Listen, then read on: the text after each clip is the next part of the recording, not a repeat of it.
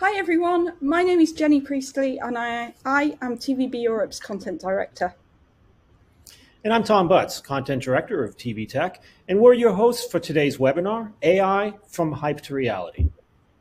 Now, earlier this summer, TVB Europe and TV Tech joined forces with Coretta Research on a survey of the media technology industry to find out how it is using artificial intelligence. The results, which we initially released in September on the first day of IBC, actually, show that most media and broadcast companies view its adoption as a positive, while also expressing a wait-and-see approach to its implementation. So we're delighted to be joined today by Coretta Research's co-founder, Robert Ambrose, who's going to go into the survey's findings in more details. And we're also happy to be joined by our sponsor, Craig Wilson. He is product evangelist with Avid, as well as with Seth Hallen, Seth Hallen, who is up very early. He's the president of the Hollywood Professional Association in California, and he's going to give us the vendor and end user perspective. Welcome, everyone. Thanks for having us. Delighted to have you. So a little bit of housekeeping for our audience. Firstly, I want to draw your attention to the questions section of your webinar console. This is the best place to get involved, get interactive, post your questions, comments, feedback, and ideas. And as a quick side note, that window is also the best place to reach out and let us know if you have any technical issues during this session.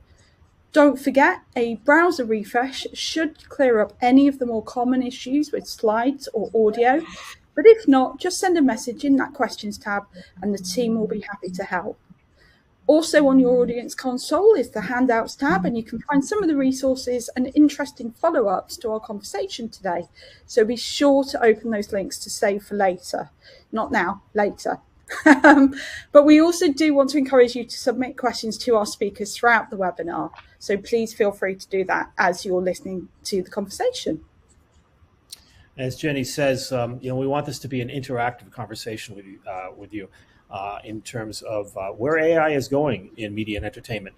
So we're going to start things off with a bit of audience participation and ask those of you who are watching live to answer a poll question. But before we get into that, Craig, to kick us off, there are a lot of these terms that are bandied about AI and generative AI. Could you help our audience distinguish the difference between the two? Sure, and thanks a lot for having us today, and welcome to everybody who's joining us from lots of different places I can see in the Q&A. So that's great. So AI itself isn't actually something that's really new. We'll talk a little bit about some of the newer developments in it, but I'm old enough to remember when AI was referred to as cognitive services, and these were things that could be used.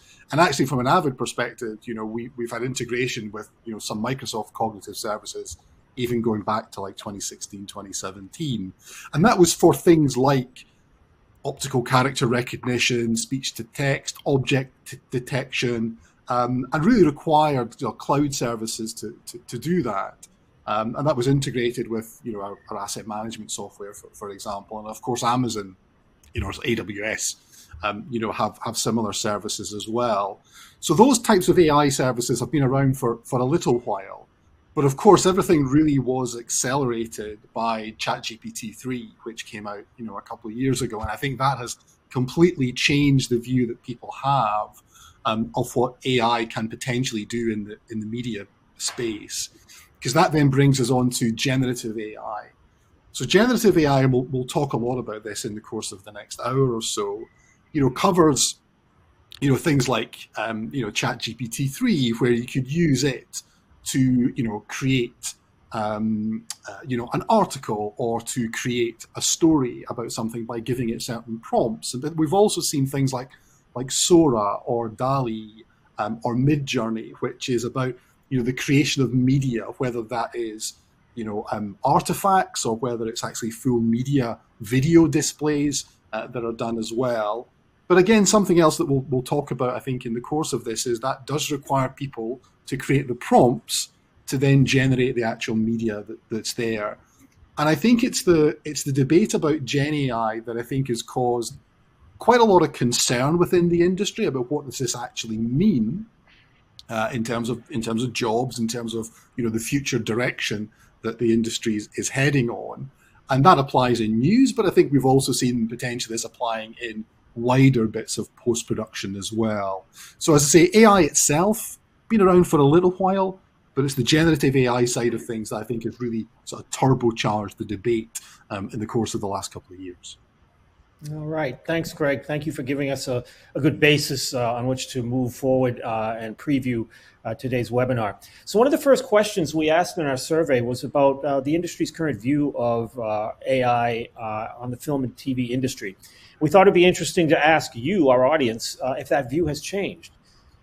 So you have the slide in front of you. Which of these statements best reflects your current view on AI technology in broadcast and media? AI technology is transforming the creative process.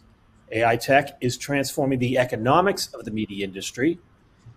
It's mostly hype and will settle down to just another tool. AI technology is leading to new competition for the established media industry. And the last one is, it's still too early to tell what impact AI technology is really having on our business. You can choose one and answer now, and we'll come back to discover the results later. And a reminder, like all live broadcasts, if you're watching on catch-up, you can't take part in the pool. So, Seth, if we were to ask you to, respond to our poll today, what would be what option would you choose?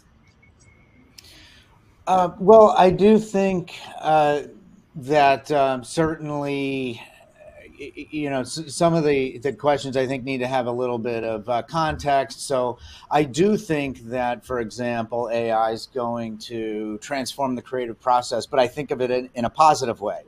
I think that when I'm interacting and working with creatives as it relates to generative AI tools, many of them talk about how AI is helping them perform a lot of the tasks that enable them, give them more time to do the human creative process, and that these tools help them in some of the more mundane aspects of their work, or help them iterate more quickly on the concept side. So I do think it's transforming the creative process, but in a positive way. Economics, absolutely. I'm a little surprised by the results there, although everybody was agreed on vendors and buyer side. But I do think that is, again, one of the most significant impacts is that AI will help transform economics, both on the cost reduction side, but also I believe there are revenue opportunities there as well. So, Rob, we're now looking at what the response we actually got from the survey that we did over the summer. And, obviously you talk to lots of people within the industry about AI. You guys at Caretta, you always have your fingers on the pulse of what's going on. Were you surprised by the results that we had in our initial survey? Surprised by one statistic, and that's over on the right there. There's a very high percentage of particularly media technology buyers, so people who are using tools, whether they're in broadcasters or studios, who say it's too early to tell exactly what impact AI is going to have. And I think that reflects the fact that when you talk to CTOs of media companies, many are still at the POC stage. They are trying lots of stuff out, and we saw that elsewhere in the results across a whole range of workflows. But they haven't yet got to the point always of normalizing that as part of their workflow. And indeed, some of them talk about the challenges of going from a POC to embedding using AI tools in the workflows. So I think that's an interesting one. However, other than that, I think it kind of makes sense. We know that many operations are facing financial pressures at the moment. There's a drive to have the supply chains more efficient. And AI is rightly regarded as a potential way to do that, because if you can apply more automation to the content supply chain, potentially there's a way to free up resources away from what we call the busy work towards the more creative processes. I think it's also interesting, we asked both buyers and their technology vendors And you can see there that the technology vendors are a little bit ahead of the buyers when it comes to the potential impact on the creative process. And I think some buyers are a little bit reticent in terms of understanding what is the impact on their core business. If we end up in a sea of synthetic content down the line, what is the impact on that sort of core business of making content that studios and production companies do?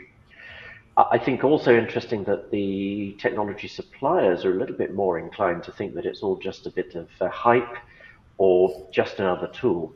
And the users of technology are clearly a little bit more pragmatic there. So really interesting stats, but I think over on the right, you can see overall, though, half the people in the industry say AI is going to have a major impact. And I think that's the key message here. Cool. And Craig, obviously, Rob's just mentioned that some vendors are a bit reticent about it at the moment, but I know that Avid, you're all in on AI. So what would be your point of view on those results? So I think there's a couple of different things about it. I think at this point, I think we've seen over the course of the last year or so things changing so much and constant developments in this area that I think it is quite hard to tell exactly, what the ultimate impact is going to be. But there's no doubt that this is a big area of interest and investment from an Avid perspective, and I'm sure for other technology vendors as well, as we're looking at not just developments in the next 6 months to a year, but looking at developments beyond that. And I think we'll maybe talk a little bit about this later on as well. So I think there is definitely a view within the industry that this is an area that's got lots of focus to it. I think to Rob's point earlier on, we're very much focused on what are the practical use cases that can actually enable the end user to do their job. And again, I think we'll talk a bit about that, because I think from an Avid perspective, we are a creative company and we very much see ourselves as supporting the creative community. So our way that we're implementing AI is about that whole thing of enabling the end user, viewing it as a co-pilot, to actually enable them, as Seth said, to to perhaps have more time on the creative process. So I don't doubt that it's still a bit early to tell. I don't think any of us know really what the end state is, and I think you could apply that to AI in wider society as much as we can within the media business itself. Thanks, Craig. Let's move on to our next slide. It's interesting. The early adopters of AI we see are heading towards using AI to do the mundane tasks. Slaying the busy work is driving AI adoption. Craig, is that what you're hearing from your customers? Yeah, I mean, it's interesting. Obviously, that the webinar is called AI from Hype to Reality, and I think if you go back a year, 18 months ago, I think we were in the white hot heat of an AI summer, as the world seemed to be about to change on its head. And I think what's happening now is that people are delving into the reality of what will it actually mean, for the business. And I think there are practical use cases around things like transcription, translation, summarization. People are looking to use AI for manual tasks that seem to make a lot of sense for how we're actually going to do things. I mean, I think it does raise other potential issues around a lot of the tasks that we're talking about here are, to be honest, ways that we got started in the industry. And if you're eliminating those kind of manual tasks, I think there has to be questions around, what does that mean for people getting into the industry and getting experience, getting exposed to the kind of workflows that you can learn from. I think the flip side of that is that, well, if people aren't having to do some of the boring stuff, they can actually do some of the more interesting stuff. So perhaps, you actually end up with a more interesting kind of job. But I think, looking at the stats in the report here, they definitely match with, as I say, from an Avid perspective, customers are very much about, we're not really that interested in the hype now. We are much more interested in the practical reality of what this is going to deliver for us. And then back to us, it's like, okay, how are you applying that within your product? Seth, I saw you nodding along there as Craig was saying about how AI could actually replace some of the more, we're going to say, boring tasks, because people are doing that now, and we don't want to say that their jobs are boring now. But what are you hearing, around these ideas from your side of the industry? Yeah, I do fully agree with everything that was said. In my experience, I've had a lot of experiences running businesses who are service providers and vendors within the supply chain, up and down from post through distribution, like back in the DVD days and so forth. And we were always trying to find ways to give more time to the creative process. And Leon Silverman talks about those things in terms of like building little time machines for the creatives. And, way before AI, when we're just thinking about various basic software development for automation, that's really what we were always focused on doing is trying to get those mundane, repetitive, non-creative tasks handled by technology, because nobody wants to do a lot of these things in the first place, especially creatives. And so in that sense, it really does lift up and kind of unlock and unleash additional levels of creative talent. Now, for people who aren't creatives, just folks like me, people that have other tasks and jobs to do that might be operational, the same thing applies. Being able to cut time out of certain processes that where I guess I can focus on things that I'm better suited to do, or where I can really bring value into the process. And I do think that as just a big arm wave, one of the main things we can look at this next generation of tools. Rob, do you have It wasn't that anything long to ago, add? Seth, was it? That Yeah. sorry to jump in, Jenny, but I was just thinking, not long ago we had VT operators and ingest operators in the production process, and then along came file-based workflows, and those jobs disappeared. So I think this is just the next evolution of taking away the sort of activities that are not really adding value to the end product and focusing the effort on stuff that makes much more impact on screen. Yeah, it's a great point, and let's talk about. There's a word you use, jobs, where some jobs went away and then new ones were created. I like to think of those as tasks, because essentially the job might still be there. So think about, maybe to your point, the tape operator that used to have to stick tapes in all the machines and get them going and make copies or do transfer formats and things like that. Well, when digital came out, obviously tapes became less and less of a thing.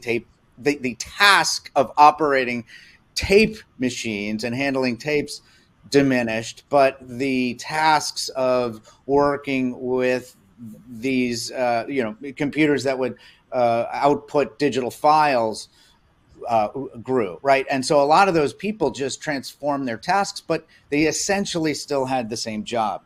And I think that's kind of an important way to look at a lot of this, that it is tasks that are going to be diminished, but new tasks needed and will evolve. But a lot of those, essentially the roles will maintain for a while. And we look back at technology from the beginning, and that's simply the way it's always worked out. Thanks, Seth. Let's move on to our next slide. We're going to take a look at how creatives are using AI at the moment. And the results from our survey with Coretta noted that highlights, clips, and transcribing are making the most impact. Craig, we know Avid is doing a lot of work in these areas. Can you elaborate on that? Yeah, I mean, certainly around the likes of transcription. I think that's definitely been a big area of focus for us. We have transcription tools already in Media Composer. We now have transcription in our Media Central production management system, and we actually showed a proof of concept of transcription within Pro Tools, our audio software at IBC as well. So it relates back to what I said before about practical use cases, where people are looking at this and thinking, right, this is actually a way where if I can automate that process, I can actually help things like discoverability. If you work in a media enterprise or in a busy newsroom, one of the most difficult challenges you have is just finding stuff, because there's such a wealth of information that exists and comes in. So by making those kind of things, more discoverable, so through the likes of transcription, then, I think that's a really good practical use case for how things are going going to be done. I think the other thing I'd say about things like highlights and clip creation, from an Avid perspective, we very much see AI as enabling the end user.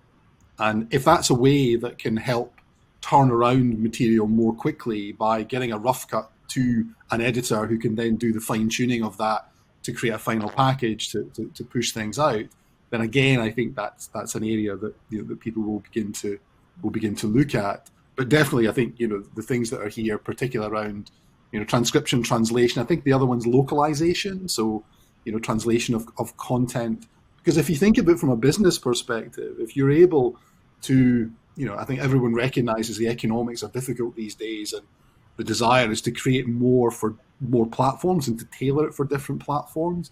But if you can potentially expand your audience by using localization services, so you're then generating content in multiple languages, that potentially opens up other markets that either wouldn't have been available to you previously, or would have been quite costly to do that because translation might have been done in-house and might have been something that was farmed out to another company to actually get done. So yeah, I think what here is listed in the research from Rob and from Coretta, I think matches pretty well with the direction of travel, certainly that we see within the industry. Yeah, it comes as no surprise to me that the automated production of clips and highlights was the biggest impact use case. Because if you think about it, it's where the planets align right now. Post-production or newsrooms or sports production need to deliver content to more and more different devices and platforms. A lot of those demand that content in different formats from regular TV, different aspect ratios where you have to crop, and obviously different durations and stuff. And people have had to invest a lot of money in manual workflows to do that up to this point. And it's not surprising then that this new content format and new ways of consuming content is coming together with new tools that can make it a lot easier to produce that content quickly and cost effectively. And when you're in news or sport, it's all about time as well. If your clip is delivered too late to those platforms, that's no use at all. So AI is also able to do that quicker than people could do on their own. Whether that's a completely automated process, we're not always there yet, but actually it's often an aid to the manual process. It does the rough cut, as Craig says, and then lets people take that final editorial decision on top of the content. Seth, is this what you're hearing in the HPA community as well? Yeah. I'm not as familiar with live production and sports and things like that, but I think an important thing to call out almost on this whole slide, there's so many areas to dig in on, is a sort of principle when we talk about automation. And of course, the word automation's been used for decades and decades. Automation, and including when it relates to AI, almost never means fully automated. It almost always implies that there's some level of human, effort. But a lot of times we're trying to automate things that, again, we don't want to do in the first place. And if we can get the ball down the field much further, and we can start at a much more evolved or accelerated place, most people, creative and not, would always prefer that. We'd always like to get a lot of the work done for us along the way. And when it comes to creating, assembling, doing rough cuts, when it comes to transcribing, I mean, if you've ever worked with transcriptions, you still have to clean it up and do some additional work. And then especially with localization. So localization is much more than just translation. It's making sure that it's understandable and really a good experience for those localized markets. So there's an art to that, and it's going to be some time before AI can really map all of those cultural implications. And one last thing, I was talking to a creative recently, and they are working with AI to create little shorts and commercials and things like that. And I found it really interesting because they created this AI generated, in this case, it was a little short film. And they said, yes, this was 80% done by AI, but as a creative, that 20% I had to do was the most important part, because it had to do with taste and style and timing and all of those other things that converted something that was mediocre at best, generated by AI, into something that was actually great. And so I think that's an important. Yeah. So I was thinking it's worth thinking as well that there's a lot of video users that are outside of the professional studios and production houses. And, I know a lot of technology suppliers, like Avid included, are increasingly focused on how they can serve corporate enterprise pro AV users of video. And for these folks, they've often been much keener adopters of some of the more generative AI tools. I've seen some fantastic use cases using avatars and synthetic voices because they don't quite have the same history and creative concerns that maybe a studio does. I think one of the great things about AI is it's actually unlocking video for so many more people. It's interesting that video editing comes up here on this as a big impact use case, but Craig, I'm sure what you've seen the potential to add more AI support into your video editing products. That means that somebody who's maybe not a full professional editor can start to create pretty decent video, perhaps in-house, in a way that in the past they might have had to put it out to an outside agency. Yeah, I think one of the things that we've seen over the course of the last 15 to 20 years is we've talked about this before, is democratization of technology. And if you go back to when I started my career, technology was something you walked into the office and maybe there was a computer in the corner and that's what you used. But you came home and you didn't have access to anything like that. Whereas now, we all have mobile phones, we all have laptops, we have that incredible, technological power within our hands. And it's a really interesting distinction, Rob, between, we probably talk a lot about in this forum of the professional market and, the broadcast environment, when the creative community extends much wider than that. Anyone potentially is a creator now. You can create content, good or bad, and we'll maybe talk about that, and publish it yourselves. You can do things like that. So I think we do need to have that distinction between some of the more traditional markets that people are looking at, where I think there remains a degree of caution about how AI is going to be implemented. And then perhaps other areas where there is this less of a regulatory expectation around what the kind of content that people create and deliver, but it's a huge potential for AI to assist in that kind of manner as well. Thank you, Craig. Thank you, everyone. Let's move on to our next slide. So we asked our readers what do they want to use their adoption of AI in content production workflows, and voice cloning, not script writing. And you can see the results up there. Rob, would you like to elaborate on these results? Yeah, so we asked about specific use cases throughout the value chain, and I pulled out the production workflows here because I think it's particularly relevant to this discussion. And what we looked at was a series of use cases that are potentially doable within the production space. This is even ahead of post-production. And again, really interesting that things like voice cloning, where potentially this often ties in with either localization, where you can not only do the translation through AI tools, but then you can do re-speaking. And for example, for simpler voices like narration, that is something that is increasingly popular.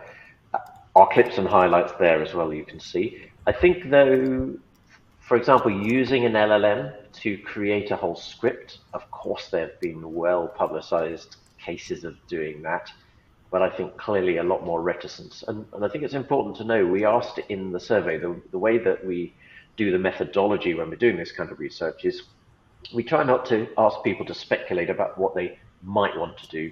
We're asking them what they're actually doing either today or in the active process of planning. So this is not telling us what might happen in the future. This is telling us what people are actually doing today and over the coming months. So I think this gives us a very good visibility, very good view of what people are really doing with AI in the production space.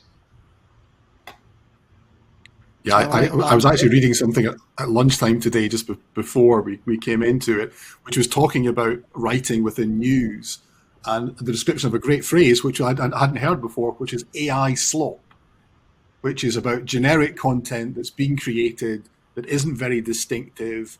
And I think one of the things that we've seen within the creator community is that you need to be distinctive in order to stand out. It's certainly one of the things that broadcasters themselves talk about: distinction, having their own tone of voice, having an audience expectation of what they're actually going to be delivered. And I think if all the AI is doing is churning out stuff that is derivative, is not original, that's not really going to have the impact. And I think it's really interesting that script writing scores so lowly on here, because I do think I fundamentally believe in the originality of creative thought, that you've got whatever tools you've got at your disposal, but it still relies on that person having the original thought about writing a line of dialogue, or asking the question of the politician and things like that. And that's still what I think there is, this distinction between what AI can deliver for us and enable the end user, and that creative thought of the end user to start with. Yeah. Like Craig, my background is also in news production, and it's really interesting to see some of the emerging tools that could take a news agency wire or a TV script, run it through an LLM and turn it into different social media posts. It can create new headlines. It can create a YouTube post. And I think that's great in some ways, because it can mean that a resource press newsroom can deliver the content to these new outlets. But at the same time, I would say if people want to be competitive on digital platforms, they do also have to think about the fact that these platforms have different audiences, often with a different news agenda. They expect something different.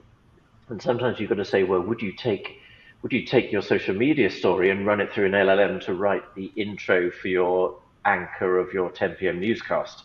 And the answer is no, you wouldn't. So you've got to think about it both ways around. And I would say the AI LLMs for script writing can certainly accelerate things. But you've got to be a little bit cautious about just relying on them, because these are also tools that are available to a whole range of different creators out there. And we've recently sort of seen the rise, it's been well documented, that an increasing number of young people are getting most of their news content from non-formal news outlets. These are people on social media with no news training, no regulation almost, who are often giving quite a partisan view of the world. Well, if the professional media is going to compete effectively with that, I think they've got to be a little bit careful about rushing headlong and using the same tools that can turn out, as Craig calls it, the AI slop that everyone else can do. We've got to be a little bit distinctive. And I think the sweet spot for me is combining the acceleration that comes from the tools with the fact that we have some of the greatest creative people in the world working in our industry. And that's really, we can't be using AI as a race to the bottom, I think. I couldn't agree more. Sorry. Sorry, Steph. I was just going to say that I would like to remind everybody that this time next week, Craig and I will be back talking about AI in the newsroom in the second of these two webinars that we're working together on. So do please come back for that if you are interested in talking more about AI and the newsroom. And I would also say that, as also someone who had a background in news production and continues to have write news every day, until AI can write a pun as well as my colleague Matthew, then AI is not taking our jobs. Just very quickly, guys, we've started to get some questions in from our audience, and so I wanted to put the very first one that we've had in to you, which is it's a little bit worrying, but I'm sure you can answer this on a positive note. Will AI eliminate some, perhaps many, entry-level jobs? Steph, do you want to answer that one? So again, it kind of goes back to the tasks and how the tasks are evolving. I remember I was in the early days of the nonlinear editing growth. Sorry, Craig, it wasn't Avid. It was another NLE. But what I found interesting then is obviously we were working with editors that were cutting film, and they kind of grew up cutting film. And the exact same question was asked when some of these editors started looking at, putting down the splicer and that equipment and picking up a keyboard and a mouse, which was a crazy transition, by the way, that very concept of working with digital representations of those film strips and clips on a computer with a keyboard and a mouse was a crazy notion. But I remember the same question was asked: how are we going to get new editors? What are apprentice editors going to do? How's anyone going to learn if they're not starting on splicing film and cutting film? And of course, at the time, it was kind of hard to answer that question, honestly, at the time. But of course, we know how it played out, and there's never been a shortage of apprentice editors on NLEs. In fact, I think somebody pointed out that there's more assistant editors with nonlinear editing systems than there were back in the day of film. And of course, many of our greatest editors today grew up on NLEs and have never cut film, really. So right now we're in that kind of that place again. It's hard to conceive of some of the answers to these questions, but I just think we have to take what we know from the past and have some confidence that we will find our way together on this. And I don't believe that entry-level positions will be undermined. I just think they're evolving and changing. Good answer. Positive answer, I think. Thank you. Let's go on to our next slide. So our next slide looks at, or we asked, what buyers want AI to do. I'll start that again. See, we need AI to do the hosting, I think. We're looking at what buyers want AI as part of their standard tools. I still got that wrong. Craig, you and Avid launched Avid Ada earlier this year, named after Ada Lovelace. How easy was that to integrate into your products?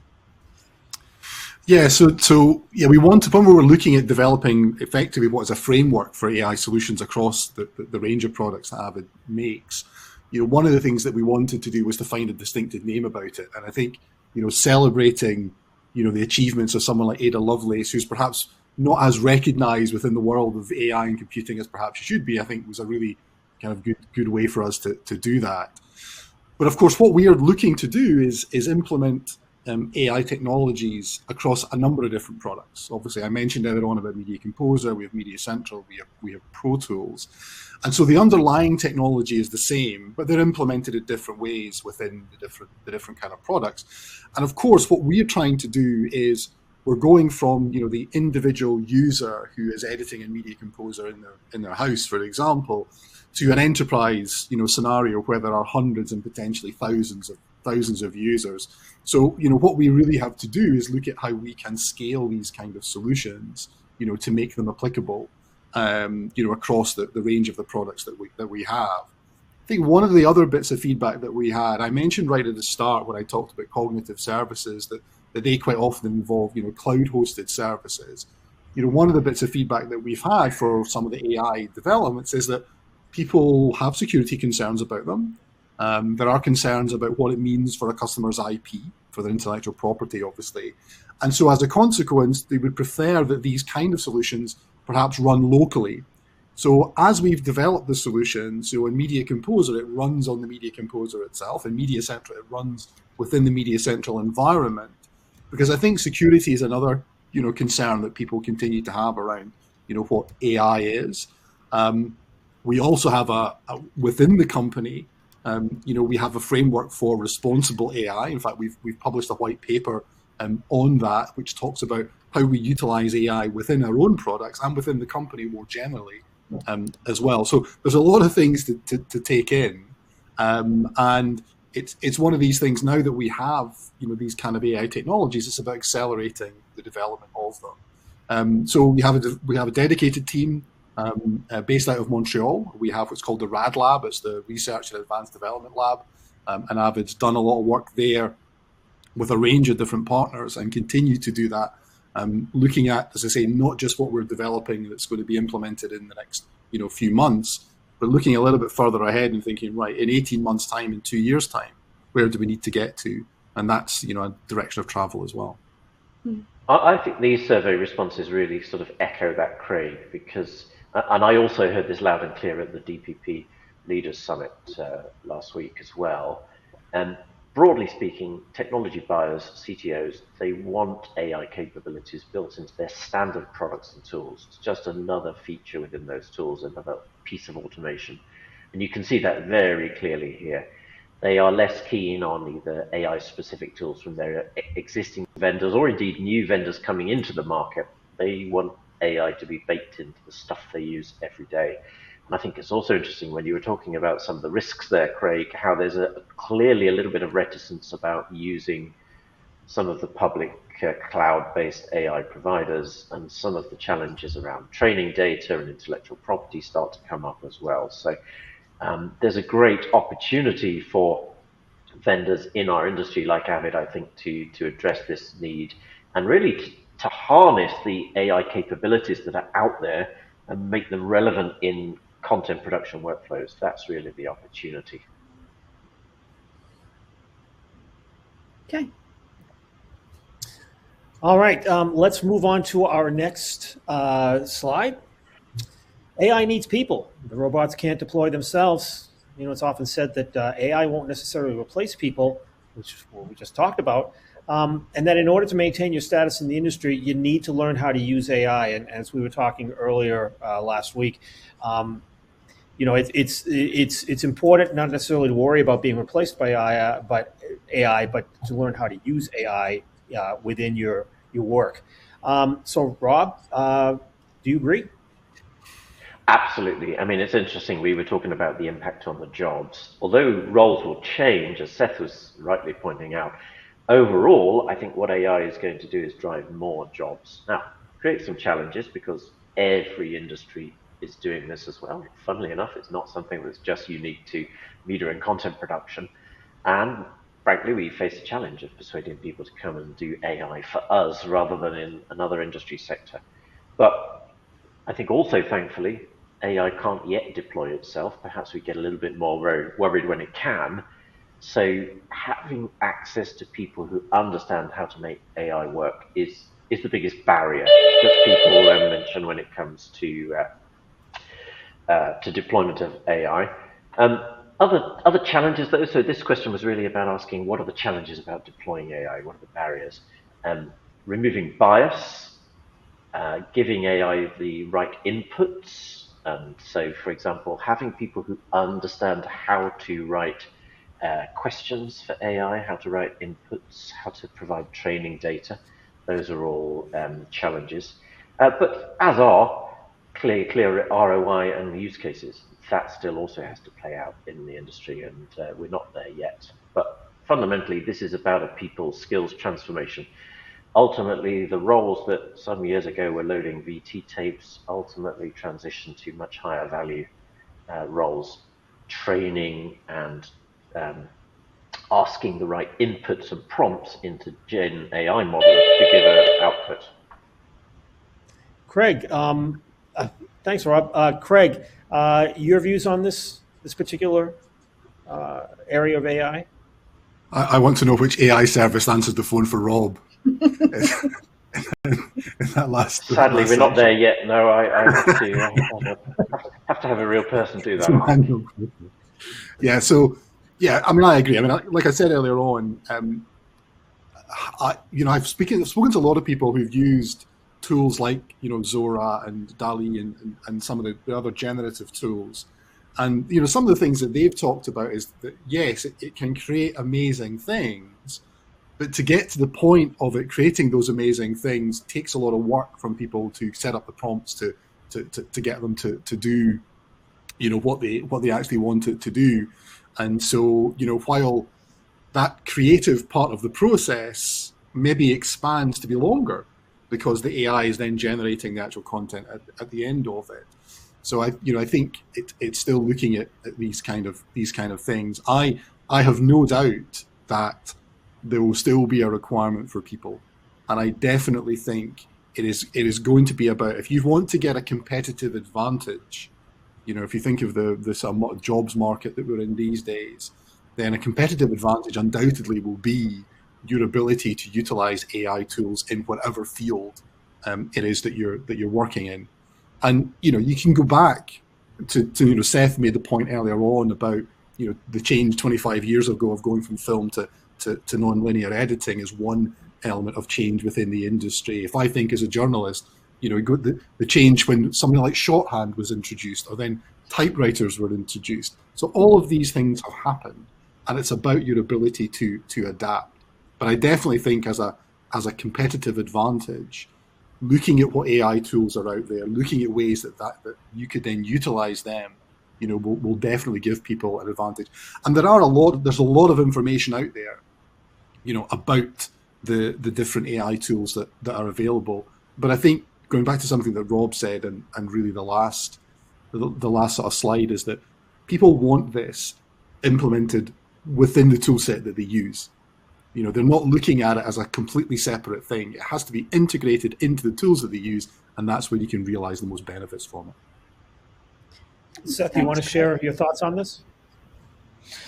Sure. I again, I vehemently agree with everything that was just said. I think I'm always thinking about, and I've been doing this since the beginning, when generative AI did the beginning, just a few years ago when GPT came out, and it hasn't led me astray since, which is this. Let's just understand all of the previous technological turning points that we've all experienced within this industry and outside. And one more just quick anecdote. I'm sounding really old today when I start telling these stories, but 35 years ago or so, I had my first business, and we were handwriting, our books in a ledger with pencil. I mean, there was no Excel, or I think Lotus 1-2-3 was the first one back then. And then I remember my accountant at the time complaining when spreadsheets started to hit, computers, that they were going to be out of a job, and they couldn't imagine not writing in a ledger, and I think it was even before a mouse was when Windows was invented and all of that. So it was just so, outside the realm of understanding. And I think we're at that same point again, interacting with LLMs, understanding prompt engineering, understanding how to get the most out of this technology is just as different, as it was for somebody to put down their pencil and pick up a mouse. And we just have to kind of look at it that way. And until we're all proven differently, we have no reason not to sort of take those lessons from the past and apply them to how this works moving forward. And that hasn't led me astray yet. But I think it's right now for all of us a good way to sort of look at this. Now, we were going to have one more slide to look at, but actually we are starting to run out of time. So I'm going to take an executive decision, sorry, Tom, and move over to the results of the poll so that we can see what you, our audience today, have told us. So we asked you, which of these statements best reflects your current view on artificial intelligence, technology and broadcasting media? And we gave you 5 options, and this is where I have to squint at the screen because I can't read it. I think that the most popular one, from what I can tell, is AI technology is transforming the creative process. Tom, would you agree? Well, no, actually, Jenny, you have to, if you scroll down, you'll find that actually the majority was they agreed with our conclusion from our survey. It's still too early to tell. So it's fascinating, isn't it? Yeah. Rob, I think we're on the right track. Yeah. But you're right, Jenny, there's a slight skew here towards the creative rather than the economic impact. But it's a slightly different sample, and they were pretty close in any case in the survey. But yeah, it's interesting to see that reflection that it's all still too early to tell. And I think the next couple of years, perhaps even the next year, is going to be critical here. Because there is an opportunity for people to get ahead here, whether they are technology suppliers baking this into their tools, or content companies that are embracing this to be more creative or more efficient. And the winners in that race will be the people who are most successful at embedding these new capabilities into their products and workflows. Thanks, Rob. Okay, let's move on because we've been getting questions in from our audience for our panelists, and I want to make sure we have time to include those. So I'm going to kick off from Jonathan. I work in a news environment as well. Do you think chasing AI technologies, even for transforming wires into distributable content, will intensify the battle between time constraints and good investigative journalism? Craig, what would be your response to that? Yeah, I think it's a really interesting question, because I think investigative journalism is something that's probably been challenged for a number of years simply because of the time that's required to invest in it. Never mind AI. I think investigative journalism itself has been challenged because of that. I think the answer I would give to it is that it's really a couple of different ways. If you look at something like the Panama Papers, the Panama Papers, the volume of content that was contained within the Panama Papers was actually AI technologies that were used to analyze the data that was in those data sets to actually uncover some of the links between certain facts that were contained within that. So that's a way that AI is actually being used to enable investigative journalism. So I do think that there are different use cases for what AI is being used for. Going back to what I said earlier on about, people still want content that is distinctive. They want content that is just different. That is what wins when you look at, the social media world. And also, if you think about it, even to the TV channels that people of our generation still watch, you're watching a particular channel, a particular news show, because you kind of have an idea or of a trust view of what they're actually presenting and producing for you. So while on the one hand, I think, yes, there are AI services that can be used to create, short clips, short stories and things like that, I still think it's that distinctive tone of voice that makes a difference. And I'd say from an investigative journalism perspective, going back to what I said just a couple of minutes ago, if you're the journalist that knows how to use the AI tools to uncover that kind of story, then you're the one with the advantage, and you're the one that can do perhaps journalism in different ways. I urge people to look into something like the journalism AI sort of initiative that's run through the LSE. Lots of really interesting use cases there from across the world of different ways that AI can be used, and very much from the view that it's about how we use AI to give us a competitive advantage, and that's what will make the difference. It's already quite common in some markets, in parts of Asia, for example, to have an avatar presenting the news. It's not something that's commonplace in Europe or North America. If you think about it, though, if you take wire copy, feed it through an LLM, write scripts, give it to an avatar with a synthetic voice to present, you've got a sort of entirely AI-driven news operation, and that will happen. It's already happening. So I think the opportunity is things like investigative journalism that Craig was talking about. That starts to become the distinction point.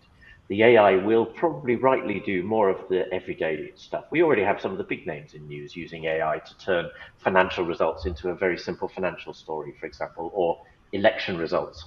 And that's a way that you can scale up, because you can deliver election results for every constituency super quickly.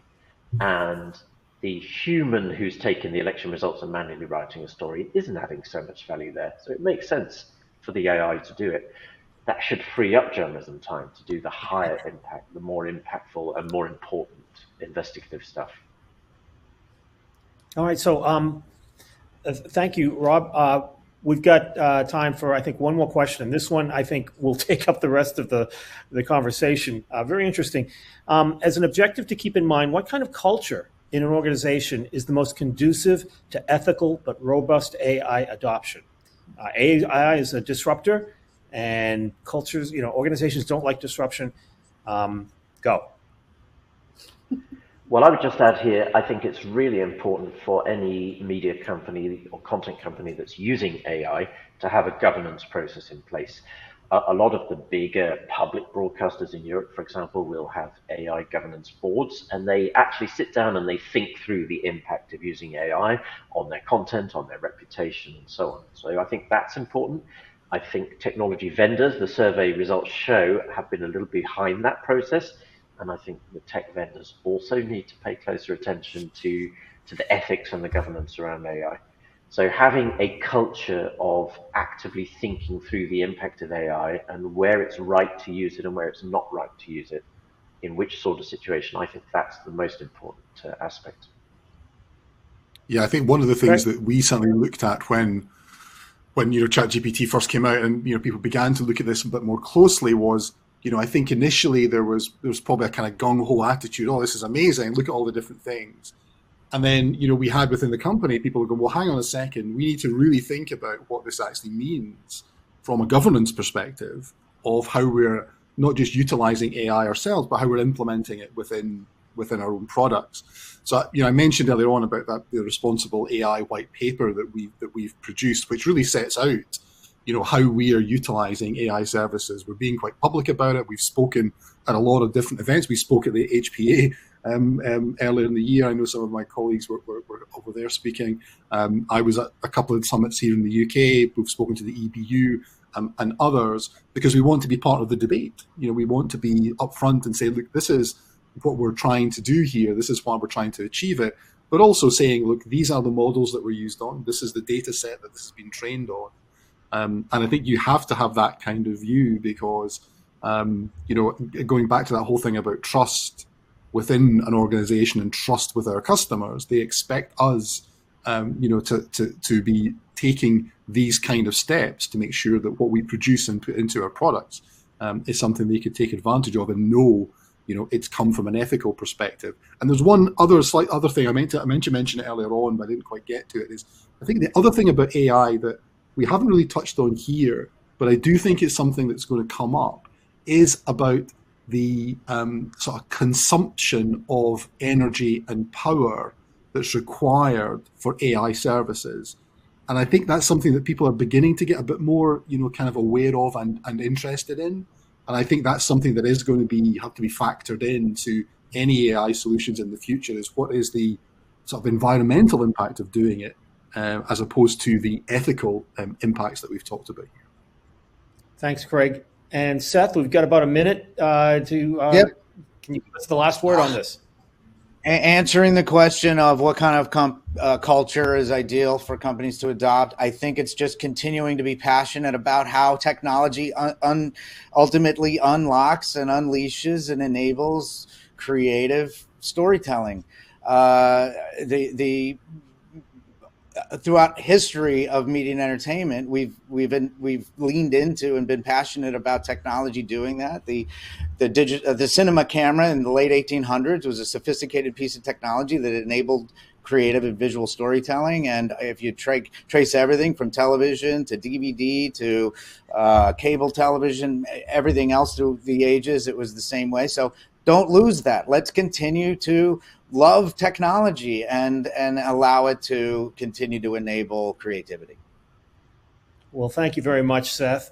Unfortunately, that's all the time that we have for today. So please join me in thanking our speakers today, Craig Wilson with Avid, Rob Ambrose with Coretta Research, and Seth Hallen with the HPA.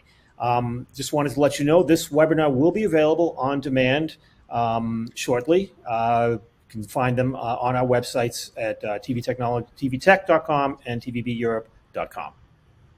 And don't forget, as I said earlier, join us again on December the 3rd, a week today, when Craig and I will be back alongside John Roberts, Director of Technology, Production and Innovation at ITN, and Rowan de Pomeroy, CEO of the DPP, to discuss the impact of AI on the newsroom. We hope to see you then.